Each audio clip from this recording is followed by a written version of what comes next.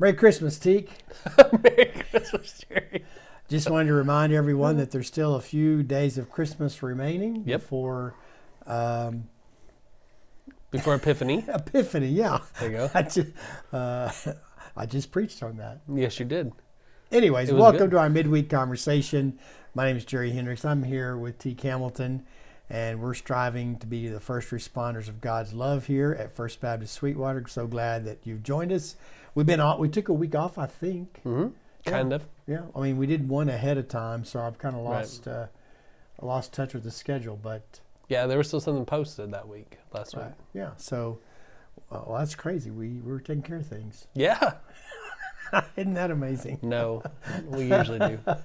Oh, so we're still in a bit of the Christian or the sacred calendar. I decided I would start using that word to kind of diffuse a little bit of the eye rolling when you refer to a Christian calendar. Oh, okay, yeah. Yeah, so I think it has a different ring to it. I don't roll my eyes. Ever? Not about that. I think you just rolled your eyes. I mean, I don't know about that. I wasn't looking, but I'm pretty sure you just rolled your eyes when we did that. Yeah, and there's maybe video. No, I didn't do that. Video evidence. Anyways, but we're still in that season. And I still started reading another book on it this morning on Advent. Okay. I was waiting for something to drop there. I bought 2 books during the Advent season to go through. And as you know, I was reading a week ahead. Mm-hmm. And this other one was throwing me off. And so so I set it aside. And in getting my new year started, I decided while it's still fresh in my system that I would jump into this book. So for at least another month, I'm going to be feeling Advent. Well, good. I had 2 that I did during Advent. One was one you got me, and the one was one Glenn got me. And I read one in the morning, one in the evening. Yeah. So it worked out pretty well for me. Well, good. Yeah. So I think the thing that we just continue to talk about is how much we learn. And for me, as I've shared along the way, that this has been a particularly good year in learning some of the rhythms of the sacred calendar and thinking about how they guide us through these different rhythms.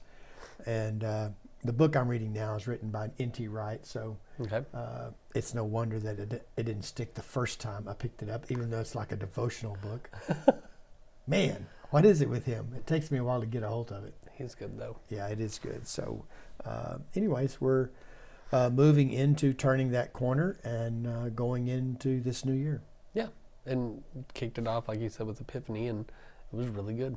Well, I still think, one of the things we talk about in embracing Advent is that it puts us into a discipline where we're not rushing forward. Mm-hmm. And, we're not simply having or discussing and celebrating the birth of Jesus so that we can get to the cross. Right. But rather we're living in that moment of what God did through Christ's birth and through those who are around him. So in all of that mix, this is the first year that I've really paid attention to the other days. Okay. And so, like I said Sunday, I know I've preached that text before, but I don't think it was ever in the conversation for it being Epiphany or anything related to that. And so. Yeah, the part you did with the Magi and talking about the things that we assume and kind of explaining the different possibilities for who they were and what they definitely were not, I thought that was really good because a lot of our theology comes from carols and things like that, and they aren't always on par with what the Bible says. Well, and, I don't remember if I said this, but what I kept thinking as I was going through that was that we're probably guilty of getting more wrong than we are right when we think about the Christmas. Well, there's that youth ministry game, the little trivia game where it has all the questions that tends to trip people up based on things we've learned that were not biblical. Like, did Mary ride a donkey? It doesn't say. Yeah. So just because it doesn't say doesn't mean she didn't, but, Right. The fact that they weren't very rich probably meant maybe they didn't, maybe she didn't, I don't know. Well, and so I think, there's no way to test this because we're dealing with untruth. Mm-hmm. But there may be more misinformation about the Magi than anything else. Oh, I would assume so. Yeah. And I don't think I realized that until I started reading, because even with the sources, I guess I used 3 primary sources, maybe 4 this week, that everyone would attribute different things. That's kind of why I just focused on the 2 or 3 things that they were most known for, being astrology, astronomy can come with that, Right. interpreting dreams, and then was there another one? You talked about the king. We're the kings, and Yeah, then you said yeah, that they yeah. weren't. They were probably royalty if they had that. If they could give away gold and things like that, they had to have a way to get that. Because I was reading, because we did the gifts of the Magi leading up to that day with the youth, and whenever I was reading one of the texts, it said that the gifts they gave probably could have helped, or probably did help fund their flight to Egypt and back. That could have been something they could sell along the way to be able to fund their trip and provide protection for them, because that's a long journey also. So that was interesting. So I sort of messed up the star thing. No, I understood what you were saying though, because it was funny. What you messed up was when you said that I was the one who knew that, because everybody knew that. But when they talk about, wasn't Saturn and Jupiter might have converged at that time, or they did converge at that time, and it created a brighter, they call that the Christmas star when those are together. And so that could have been what it was. So there were planets that combined to form what looked like a star. And so, from the reading I was doing, there was one word that was used for that experience that I was trying to get locked into my head. Okay. And at the appropriate time, that did not come out. Right. And so I was afraid I was going to misrepresent it. And I don't know, I just pulled the T card and said, hey, help me out here. I was caught off guard. I was like, planet? Is he messing with me here? And I know this isn't a whole course on talking about that, but the Halley's Comet part, I'd never heard of that. But when I was a kid, Halley's Comet came through, and I remember going out and getting to see Halley's Comet. And so, but that was, you think you said 11 BC, so that definitely wasn't it. Yeah, and I was real nervous because I wasn't using notes. Right. And I don't most weeks, not detailed notes, and so I was really concerned about getting those dates right. But I did comment on this, and I'm not sure this is fair, but there were so many things that are fun parts of study, and you may have found that true in working with the students.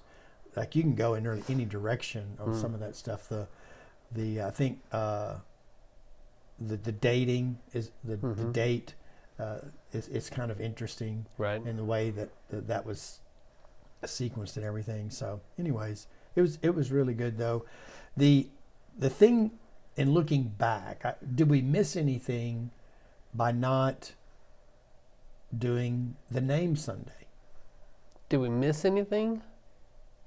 No, because I think every year you're not going to do it the exact same, so maybe that would be the next year talk about the name. So I don't think we necessarily missed anything, because it would come around again. But it was a cool part of the story of naming him Jesus and what Jesus means, Yeshua, God saves, salvation. Well, so when you look at the lectionary schedule, you see once Christmas happens, then you have all these different things that line up, or really from Christmas Eve on, different ways and different texts that you can use to approach this. And because I wanted to schedule those in advance for the publication of the daily readings that we use on social media and our program, I wasn't real sure what direction I had gone. Right. And so once I'm into it, I'm kind of going, man, I really wished, because you and I even talked about how we don't recognize. Why do I keep getting stumped on Epiphany? Yeah. Right. But because we normally we pack it in after Christmas Day. I tend to. And go into launching a new year.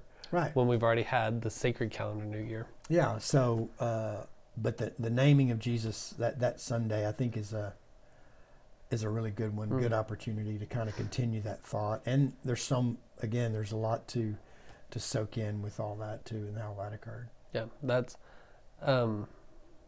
sorry, I got sidetracked because I was thinking of my family. When I was growing up at my grandparents' house, we would read the Christmas story and as a group, and we'd pass around. Well, one year I was pretty excited that I was getting to read, and all my cousins are there, the whole family's there, it's a big group, and they're all young. I'm the oldest cousin, they're all younger than me, and I just kept on reading and got all the way through.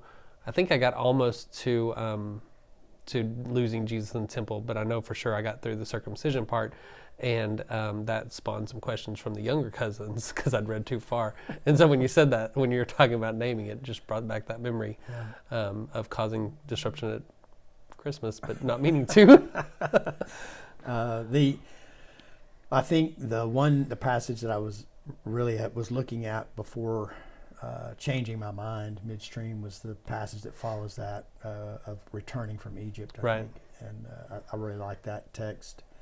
I got one shot before we start with the Summit series, so I'm still not exactly. And there's a lot sure. of things that happen in there. Oh my goodness, yeah.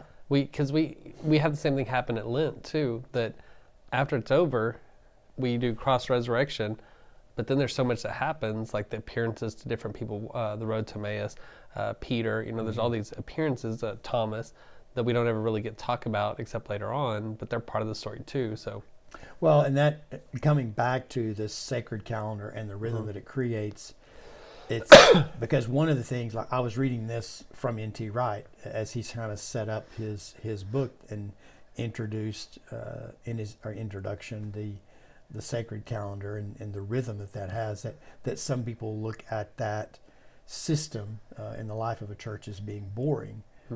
When he goes, it's anything but boring, because there's these messages. They change from year to year as far as the emphasis that you can put on it. And that's what you're talking about there. Yeah, I waited till today to look at the lectionary for Lent. I wanted to get past Advent. That way I would be going by my own rules. But even the Old Testament text for this upcoming one kind of fit with what I was thinking about doing with youth. This idea of what is the overarching Old Testament story that points to Jesus and what he will do for us at Easter. And sure enough, the Old Testament text this year, they just fit with that. They start with creation. They talk about covenant. They talk about when they wanted a king, and then about our role of what Isaiah talks about, being one who would share the good news. And I was like, it just builds perfectly. And that's what we find out more and more with lectionary as we use it. Well, and so here was the thing that struck me this week.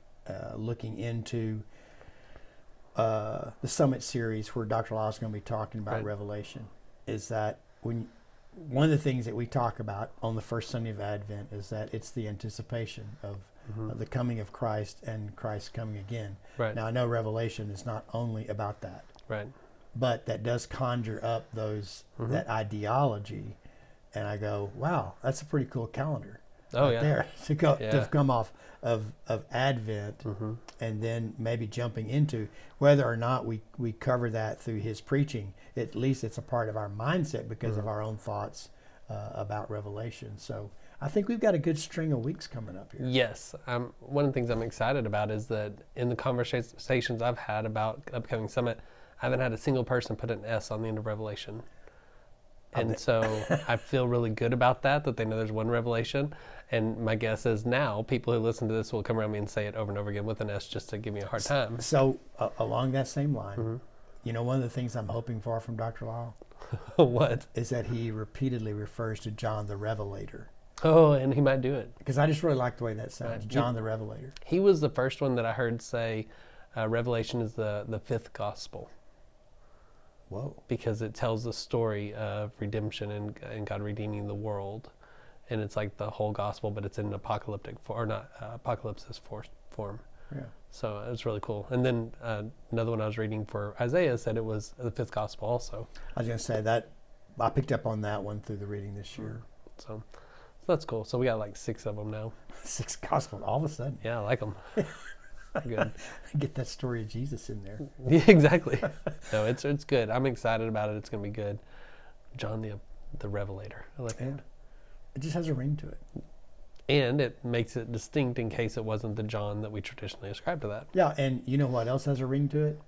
What? Sons of Thunder. But that has nothing to do with this conversation. But it does. But it does. Always love that. And John. Well, so now, now that we've gone down the rabbit hole there, let us turn the corner and just say that this coming Sunday, I wanted to spend some time with our church talking about the year that's behind us and the year that's ahead of us. You know that I enjoy getting to do that. It's a little more challenging only having one Sunday to do that. Right. I usually like to do that over a couple of Sundays, and sometimes have done an entire series over that. Right. But I do look forward to sharing some reflection, because I do get a statistical view of the church, and besides statistical, a different view of our life together, and because that's kind of what we enjoy and that's what we do. Right. But also we'll be able to look into 2023 and some of the positive things that really begin to turn a corner for us this fall. So. And then on January 15th, two big things. It's the kickoff of our Summit series. Right. Dr. Lyle here for 3 Sundays.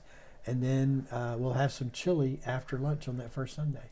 Ooh, I like that idea. I think we should do that yearly. We should do it every year. We could call it a cook-off, but not a competition. Nobody's lobbying to call it a competition. There were already comments this Sunday, or last Sunday. They're just looking for Because he's already... They just want bragging rights. Well, yeah, there will be bragging rights. Because someone will declare me the winner. Even if it's me. True. Well, see, that way when we talk about there being more than one winner or everyone's a winner, it's for a whole different reason. True. Because we all everyone leaves feeling good because they declared themselves the winner. Yeah, participation trophies at their best. Well, it's been a good day. Look forward to seeing you folks on Sunday, and we'll be getting back to our regular schedule on Sunday and the following Wednesday. Yep. See you then. See ya.